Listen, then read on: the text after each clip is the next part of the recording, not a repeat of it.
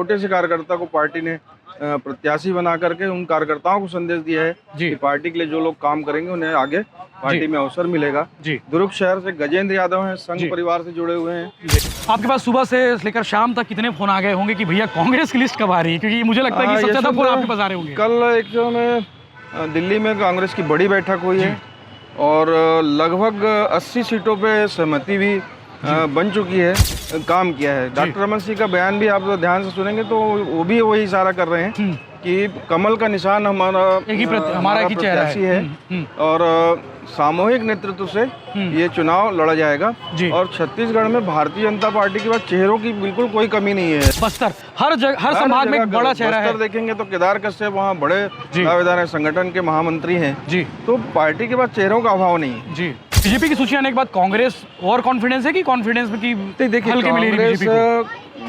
कांग्रेस की सरकार को लेकर के यशवंत कोई नाराजगी जैसा वातावरण मेरे को दिखा नहीं है। भारतीय जनता पार्टी की जो 5 सीट बची है उसमें मैं आपको बता दूं कि दुर्ग लोकसभा की एक सीट है बेमेतरा जो सीट बची है वहाँ पर राहुल टिकरिया को पहले पंडरिया की एक सीट कवर्धा की बची है उसमें भावना बोहरा का नाम आगे आ सकता है ऐसा माना जा रहा है, अनुमान है।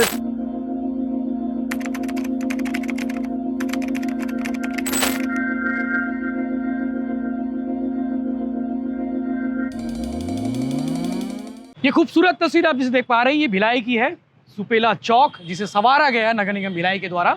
और आज हमारी चर्चा जो है, चुनावी चर्चा जो है, दुल्हे साहब स्पॉन्सर्ड बाय चुनावी चर्चा आज इसी चौक के सामने यानी इसके सामने ठीक 7 अजूबे के सामने होने वाली है। आलोक तिवारी जी हमारे साथ मौजूद है।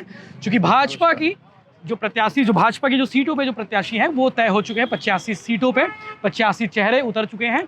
40 से ज़्यादा नए चेहरे हैं। काफ़ी उतार चढ़ाव वाले चेहरे भी हैं, कहीं पे जिस पे विवाद भी हो रहा है, लेकिन कई ऐसे चेहरे हैं जिस पे चर्चा होनी लाजमी है। उसके अलावा जो दुर्ग जिले की जो 6 सीटें हैं उस पर भी चर्चा करेंगे कि जो 6 प्रत्याशी हैं 6 में से 3 पहली बार विधानसभा चुनाव लड़ेंगे। इसमें पार्षद भी है, आरएसएस के नेता भी हैं और 25 साल पुराने एक कार्यकर्ता भी है जिन्हें टिकट का इंतजार था, जिनकी लॉटरी अब लगी है। सांसद भी हैं और पूर्व विधायक भी हैं। आलोक जी, शुरुआत अपन जिले की 6 सीटों पर करते हैं। यशवंत, भारतीय जनता पार्टी ने कल शाम को एक सूची जारी की जिसमें 64 उम्मीदवार पूरे प्रदेश से जारी हुए हैं, जिसमें 6 अपने दुर्ग जिले से हैं। भिलाई नगर इसमें एक सीट है। भिलाई नगर में से पूर्व विधानसभा अध्यक्ष पूर्व कैबिनेट मंत्री प्रेम प्रकाश पांडे जी को फिर से पार्टी ने मैदान में उतारा है। पांडे जी ये 8वीं बार चुनाव लड़ेंगे। 7 चुनाव वो पहले लड़ चुके हैं, 8वीं बार चुनाव लड़ेंगे और 4 बार जीत मिली, 4 बार जीत मिली है। 3 बार वो लूज किए थे और अपने वैशाली नगर से 5 बार के पार्षद पूर्व नेता प्रतिपक्ष रिकेश सिंह को मैदान में पार्टी ने उतारा है। नए चेहरे हैं, ऊर्जावान हैं और एक छोटे से कार्यकर्ता को पार्टी ने प्रत्याशी बना करके उन कार्यकर्ताओं को संदेश दिया है कि पार्टी के लिए जो लोग काम करेंगे उन्हें आगे पार्टी में अवसर मिलेगा। दुर्ग शहर से गजेंद्र यादव हैं, संघ परिवार से जुड़े हुए हैं। विश्राम यादव सर संचालक रहे छत्तीसगढ़ के, उनके बेटे हैं, उनको पहली बार पार्टी ने उतारा है। दूसरा एक नाम दुर्ग ग्रामीण से ललित चंद्राकर, मूलतः किसान है और कुर्मी समाज में उनकी अपनी प्रतिष्ठा है। तो सामाजिक समीकरण को दाव है, सामाजिक समीकरण को ध्यान में रखते हुए ललित चंद्राकर को भी अवसर दिया है पार्टी ने। पाटन एक ऐसी विधानसभा है पूरे प्रदेश में जहाँ मुख्यमंत्री भूपेश बघेल जिसका नेतृत्व करते हैं, वहाँ उनके भतीजे, रिश्ते में भतीजे विजय बघेल को मैदान में उतारा गया है। 2008 में विजय बघेल उस चुनाव में पटकनी दे चुके हैं भूपेश बघेल जी को, तो उनसे मजबूत प्रत्याशी कोई दूसरा था नहीं, तो सांसद को भी मैदान में उतारना पड़ा है, उतारा है। अहिवारा एक सीट है, सुरक्षित सीट है और वहाँ डोमन लाल कोरसेवाड़ा जो पहले विधायक थे वहाँ के 2008 में, विधायक से पहले गुरुजी थे, पहले रिटायर्ड गुरुजी थे। रिटायर होने के बाद वो मंडी दुर्ग के अध्यक्ष बने। ताराचंद साहू जी के से उनका जुड़ाव था, पहली बार उनको टिकट ताराचंद साहू जी ने दिलाई थी।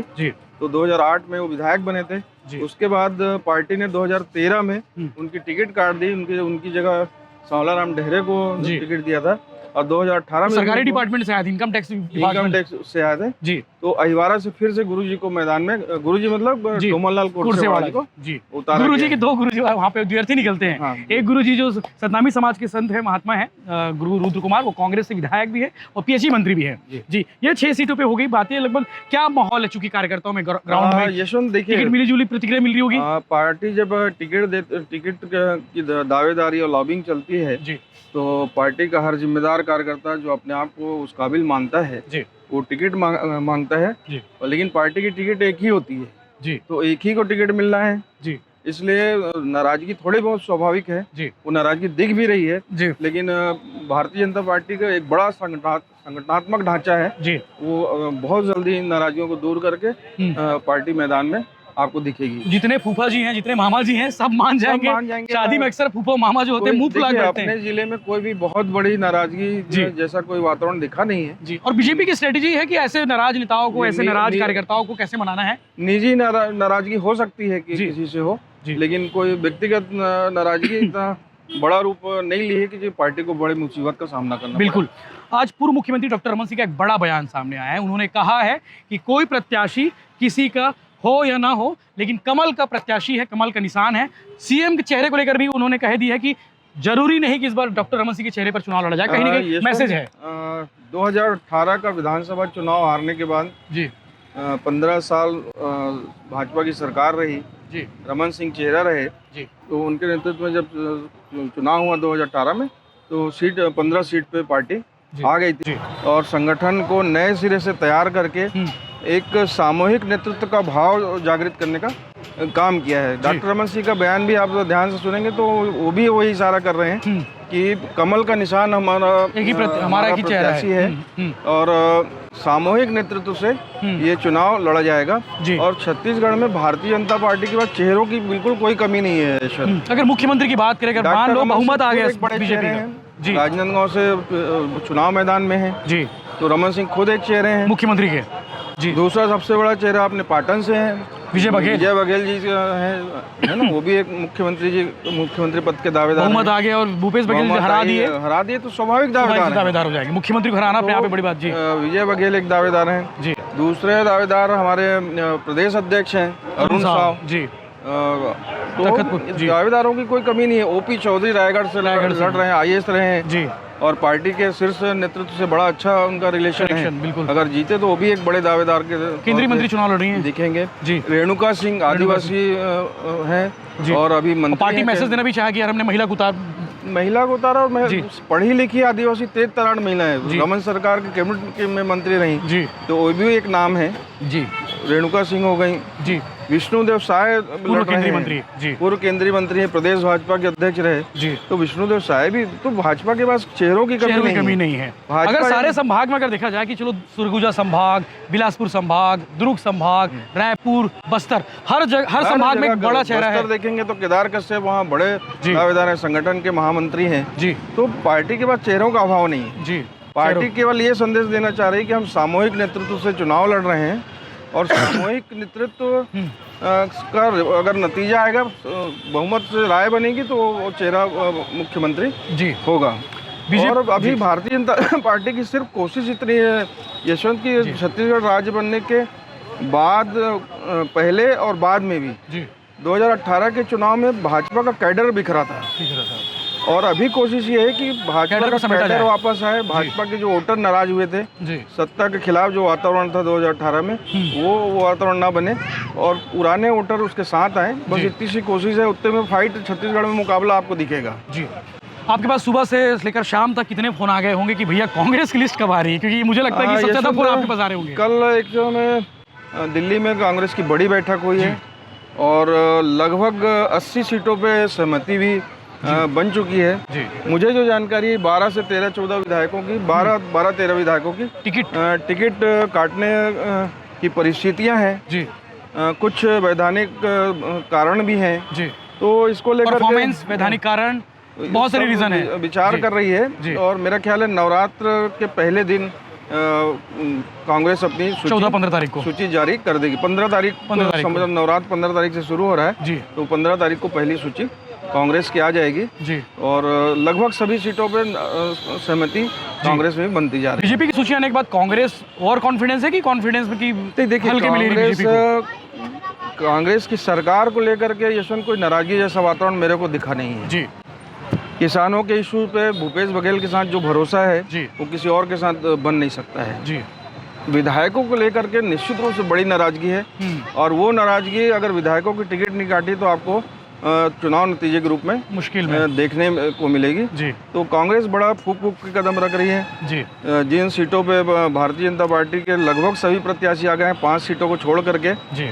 तो मैं देख रहा हूँ कि कांग्रेस सभी समीकरणों को ध्यान में रख के अच्छे मजबूत प्रत्याशी मैदान में उतारने की तैयारी कर रही है। कुल मिलाकर रोचक मुकाबला होगा। जी। भारतीय जनता पार्टी की जो 5 सीट बची है जी। उसमें मैं आपको बता दूं कि दुर्ग लोकसभा की जी। एक सीट है बेमेतरा जो सीट बची है जी। वहाँ पर राहुल टिकरिया को पहले उतारे जाने का नाम रखा था, लेकिन अब योगेश तिवारी के नाम पे वहाँ सहमति बन रही है। हाल ही में भारतीय जनता पार्टी की सदस्यता ग्रहण की है। पिछले समय जोगी कांग्रेस से वो मैदान में थे, काफी प्रभावशाली मत उन्होंने हासिल किया था और पूर्व विधायक महेश तिवारी के परिवार से भी हैं।